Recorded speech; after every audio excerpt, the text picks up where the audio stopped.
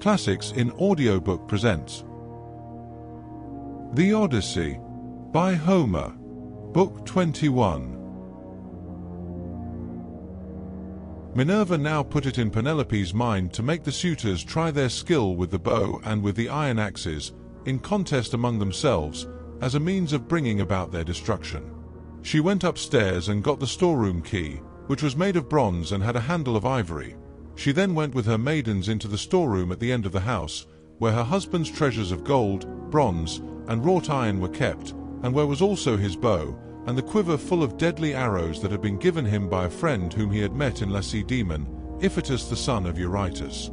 The two fell in with one another in Messene at the house of Autolycus, where Ulysses was staying in order to recover a debt that was owing from the whole people.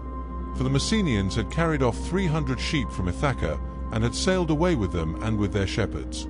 In quest of these Ulysses took a long journey while still quite young, for his father and the other chieftains sent him on a mission to recover them.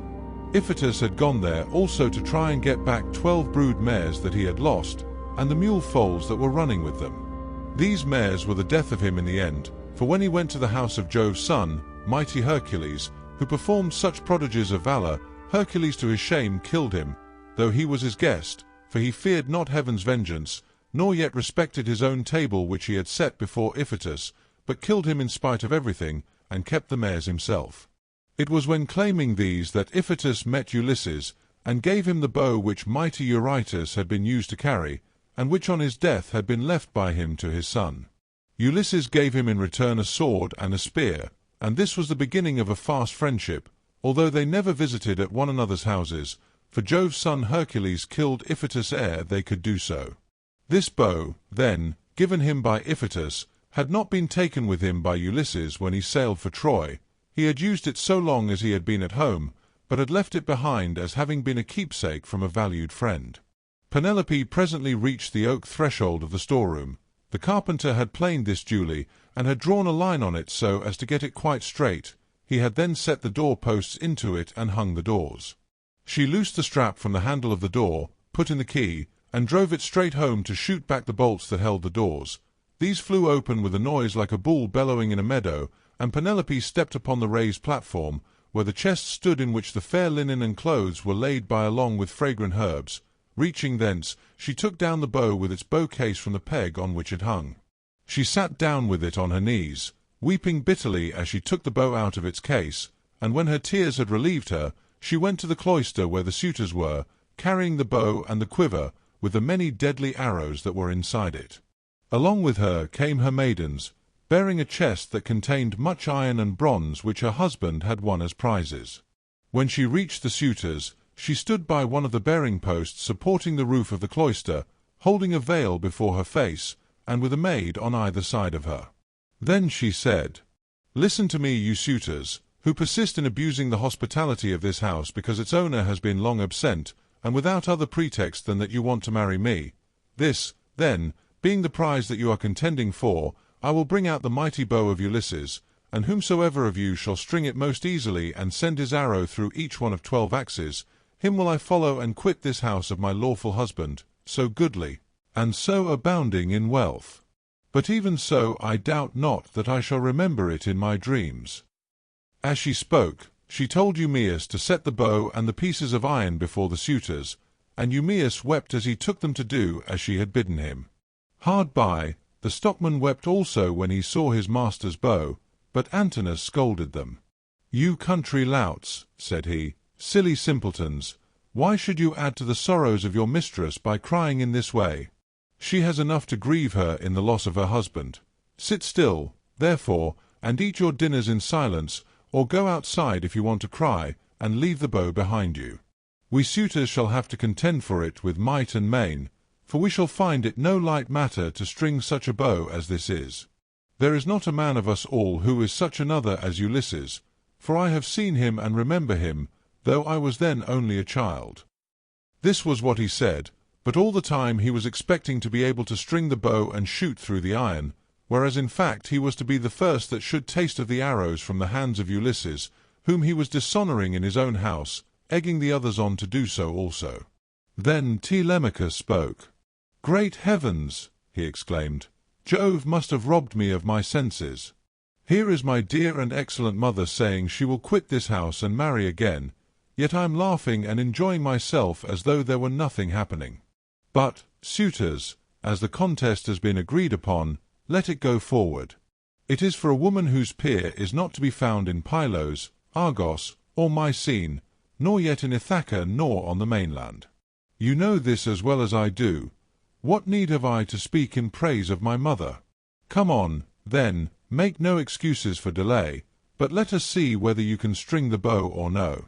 I too will make trial of it, for if I can string it and shoot through the iron, I shall not suffer my mother to quit this house with a stranger, not if I can win the prizes which my father won before me." As he spoke he sprang from his seat, threw his crimson cloak from him, and took his sword from his shoulder.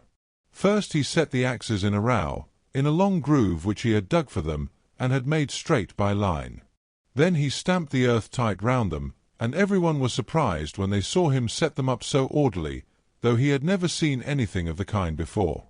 This done, he went on to the pavement to make trial of the bow. Thrice did he tug at it, trying with all his might to draw the string, and thrice he had to leave off, though he had hoped to string the bow and shoot through the iron.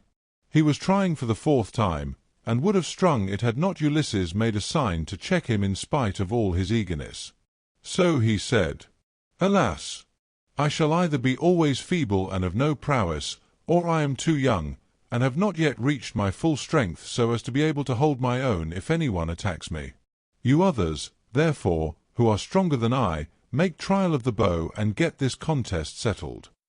On this he put the bow down, letting it lean against the door that led into the house, with the arrow standing against the top of the bow. Then he sat down on the seat from which he had risen, and Antinous said, "Come on each of you in his turn, going towards the right from the place at which the cupbearer begins when he is handing round the wine."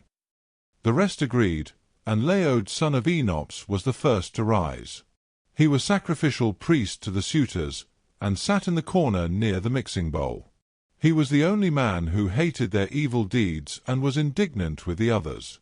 He was now the first to take the bow and arrow, so he went on to the pavement to make his trial, but he could not string the bow, for his hands were weak and unused to hard work. They therefore soon grew tired, and he said to the suitors, "My friends, I cannot string it. Let another have it. This bow shall take the life and soul out of many a chief among us, for it is better to die than to live after having missed the prize that we have so long striven for, and which has brought us so long together. Some one of us is even now hoping and praying that he may marry Penelope, but when he has seen this bow and tried it, let him woo and make bridal offerings to some other woman, and let Penelope marry whoever makes her the best offer and whose lot it is to win her." On this he put the bow down, letting it lean against the door, with the arrow standing against the tip of the bow.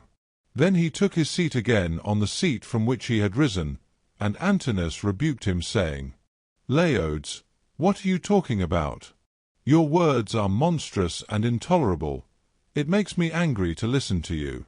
Shall, then, this bow take the life of many a chief among us, merely because you cannot bend it yourself? True, you were not born to be an archer, but there are others who will soon string it." Then he said to Melanthius the goatherd, "Look sharp, light a fire in the court, and set a seat hard by with a sheep's skin on it. Bring us also a large ball of lard, from what they have in the house. Let us warm the bow and grease it. We will then make trial of it again, and bring the contest to an end." Melanthius lit the fire, and set a seat covered with sheep skins beside it. He also brought a great ball of lard from what they had in the house, and the suitors warmed the bow and again made trial of it, but they were none of them nearly strong enough to string it. Nevertheless there still remained Antinous and Eurymachus, who were the ringleaders among the suitors and much the foremost among them all. Then the swineherd and the stockman left the cloisters together, and Ulysses followed them. When they had got outside the gates and the outer yard, Ulysses said to them quietly, "Stockman, and you swineherd, I have something in my mind which I am in doubt whether to say or no, but I think I will say it. What manner of men would you be to stand by Ulysses, if some god should bring him back here all of a sudden? Say which you are disposed to do, to side with the suitors, or with Ulysses." "Father Jove," answered the stockman, Would indeed that you might so ordain it. If some god were but to bring Ulysses back, you should see with what might and main I would fight for him." In like words Eumaeus prayed to all the gods that Ulysses might return. When, therefore, he saw for certain what mind they were of, Ulysses said, "It is I, Ulysses, who am here. I have suffered much, but at last, in the 20th year, I am come back to my own country. I find that you two alone of all my servants are glad that I should do so, for I have not heard any of the others praying for my return. To you two, therefore, will I unfold the truth as it shall be. If heaven shall deliver the suitors into my hands, I will find wives for both of you, will give you house and holding close to my own, and you shall be to me as though you were brothers and friends of Telemachus. I will now give you convincing proofs that you may know me and be assured. See, here is the scar from the boar's tooth that ripped me when I was out hunting on Mount Parnassus with the sons of Autolycus." As he spoke he drew his rags aside from the great scar, and when they had examined it thoroughly, they both of them wept about Ulysses, threw their arms round him, and kissed his head and shoulders, while Ulysses kissed their hands and faces in return. The sun would have gone down upon their mourning if Ulysses had not checked them and said, "Cease your weeping, lest someone should come outside and see us, and tell those who are within. When you go in, do so separately, not both together. I will go first, and do you follow afterwards. Let this moreover be the token between us. The suitors will all of them try to prevent me from getting hold of the bow and quiver. Do you, therefore, Eumaeus, place it in my hands when you are carrying it about, and tell the women to close the doors of their apartment. If they hear any groaning or uproar as of men fighting about the house, they must not come out. They must keep quiet, and stay where they are at their work. And I charge you, Philoetius, to make fast the doors of the outer court, and to bind them securely at once." When he had thus spoken, he went back to the house and took the seat that he had left. Presently, his two servants followed him inside. At this moment the bow was in the hands of Eurymachus, who was warming it by the fire, but even so he could not string it, and he was greatly grieved. He heaved a deep sigh and said, "I grieve for myself and for us all. I grieve that I shall have to forego the marriage, but I do not care nearly so much about this, for there are plenty of other women in Ithaca and elsewhere. What I feel most is the fact of our being so inferior to Ulysses in strength that we cannot string his bow. This will disgrace us in the eyes of those who are yet unborn." "It shall not be so, Eurymachus," said Antinous, "and you know it yourself. Today is the feast of Apollo throughout all the land. Who can string a bow on such a day as this? Put it on one side. As for the axes, they can stay where they are, for no one is likely to come to the house and take them away. Let the cupbearer go round with his cups, that we may make our drink offerings and drop this matter of the bow. We will tell Melanthius to bring us in some goats tomorrow, the best he has. We can then offer thigh bones to Apollo the mighty archer, and again make trial of the bow, so as to bring the contest to an end." The rest approved his words, and thereon men's servants poured water over the hands of the guests, while pages filled the mixing bowls with wine and water and handed it round after giving every man his drink offering. Then, when they had made their offerings and had drunk each as much as he desired, Ulysses craftily said, "Suitors of the illustrious queen, listen that I may speak even as I am minded. I appeal more especially to Eurymachus, and to Antinous who has just spoken with so much reason. Cease shooting for the present and leave the matter to the gods, but in the morning let heaven give victory to whom it will. For the moment, however, give me the bow that I may prove the power of my hands among you all, and see whether I still have as much strength as I used to have, or whether travel and neglect have made an end of it." This made them all very angry, for they feared he might string the bow. Antinous therefore rebuked him fiercely, saying, "Wretched creature, you have not so much as a grain of sense in your whole body. You ought to think yourself lucky in being allowed to dine unharmed among your betters, without having any smaller portions served you than we others have had, and in being allowed to hear our conversation. No other beggar or stranger has been allowed to hear what we say among ourselves. The wine must have been doing you a mischief, as it does with all those who drink immoderately. It was wine that inflamed the centaur Eurytion when he was staying with Perithous among the Lapithae. When the wine had got into his head, he went mad and did ill deeds about the house of Perithous.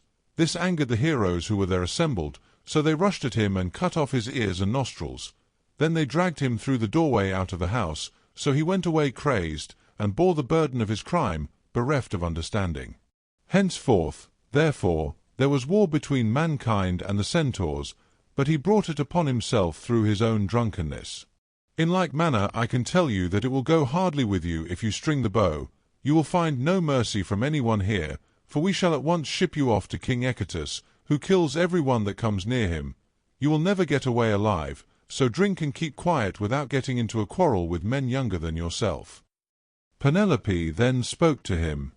"Antinous," said she, "it is not right that you should ill-treat any guest of Telemachus who comes to this house. If the stranger should prove strong enough to string the mighty bow of Ulysses, can you suppose that he would take me home with him and make me his wife? Even the man himself can have no such idea in his mind. None of you need let that disturb his feasting. It would be out of all reason." "Queen Penelope," answered Eurymachus, "we do not suppose that this man will take you away with him. It is impossible, but we are afraid lest some of the baser sort, men or women among the Achaeans, should go gossiping about and say, 'These suitors are feeble folk. They are paying court to the wife of a brave man whose bow not one of them was able to string, and yet a beggarly tramp who came to the house strung it at once and sent an arrow through the iron.' This is what will be said, and it will be a scandal against us." "Eurymachus," Penelope answered, "people who persist in eating up the estate of a great chieftain and dishonoring his house must not expect others to think well of them. Why then should you mind if men talk as you think they will? This stranger is strong and well-built. He says moreover that he is of noble birth. Give him the bow, and let us see whether he can string it or no. I say, and it shall surely be, that if Apollo vouchsafes him the glory of stringing it, I will give him a cloak and shirt of good wear, with a javelin to keep off dogs and robbers, and a sharp sword. I will also give him sandals, and will see him sent safely wherever he wants to go." Then Telemachus said, "Mother, I am the only man either in Ithaca or in the islands that are over against Elis who has the right to let any one have the bow or to refuse it. No one shall force me one way or the other, not even though I choose to make the stranger a present of the bow outright, and let him take it away with him. Go, then, within the house and busy yourself with your daily duties, your loom, your distaff, and the ordering of your servants. This bow is a man's matter, and mine above all others, for it is I who am master here." She went wandering back into the house, and laid her son's saying in her heart. Then going upstairs with her handmaids into her room, she mourned her dear husband till Minerva sent sweet sleep over her eyelids. The swineherd now took up the bow and was for taking it to Ulysses, but the suitors clamoured at him from all parts of the cloisters, and one of them said, "You idiot, where are you taking the bow to? Are you out of your wits? If Apollo and the other gods will grant our prayer, your own boarhound shall get you into some quiet little place and worry you to death." Eumaeus was frightened at the outcry they all raised, so he put the bow down then and there, but Telemachus shouted out at him from the other side of the cloisters, and threatened him, saying, "Father Eumaeus, bring the bow on in spite of them, or young as I am I will pelt you with stones back to the country, for I am the better man of the two. I wish I was as much stronger than all the other suitors in the house as I am than you. I would soon send some of them off sick and sorry, for they mean mischief." Thus did he speak, and they all of them laughed heartily, which put them in a better humour with Telemachus. So Eumaeus brought the bow on and placed it in the hands of Ulysses. When he had done this, he called Euryclea apart and said to her, "Euryclea, Telemachus says you are to close the doors of the women's apartments. If they hear any groaning or uproar as of men fighting about the house, they are not to come out, but are to keep quiet and stay where they are at their work." Euryclea did as she was told and closed the doors of the women's apartments. Meanwhile Philoetius slipped quietly out and made fast the gates of the outer court. There was a ship's cable of bibelous fibre lying in the gatehouse, so he made the gates fast with it and then came in again, resuming the seat that he had left, and keeping an eye on Ulysses, who had now got the bow in his hands, and was turning it every way about, and proving it all over to see whether the worms had been eating into its two horns during his absence. Then would one turn toward his neighbour, saying, "This is some tricky old bow fancier. Either he has got one like it at home, or he wants to make one, in such workmanlike style does the old vagabond handle it. Another said, I hope he may be no more successful in other things than he is likely to be in stringing this bow. But Ulysses, when he had taken it up and examined it all over, strung it as easily as a skilled bard strings a new peg of his lyre and makes the twisted gut fast at both ends.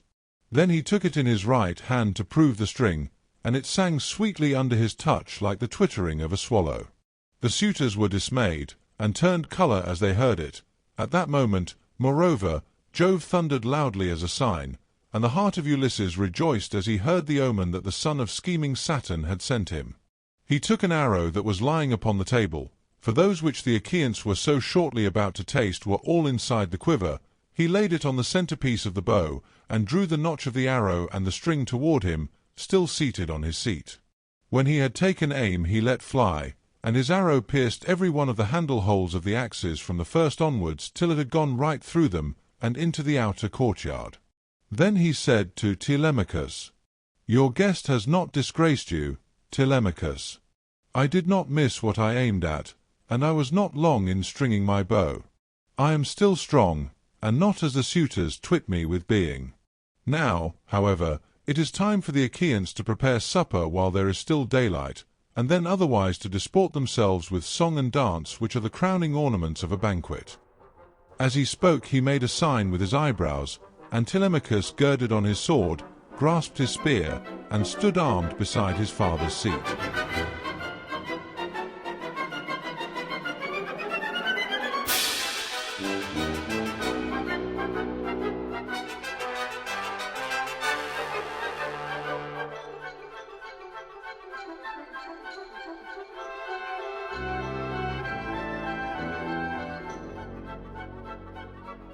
If you have enjoyed this audiobook, please consider supporting the channel in one or more of the following ways.